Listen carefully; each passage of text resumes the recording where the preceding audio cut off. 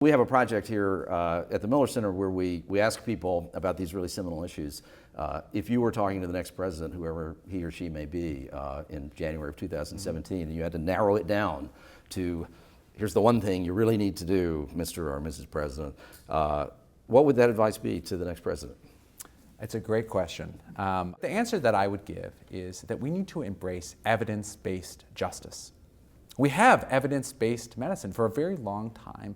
Doctors, you'd come in to see your doctor and they'd look at you and they'd make a judgment based on their experience, but also their gut, anecdotes that they had heard. And after a point, doctors started to think, well, we're scientists. This is a really bad way to determine whether medicine's work, interventions are effective. We should collect data. We should run studies and see what actually is effective and what's ineffective.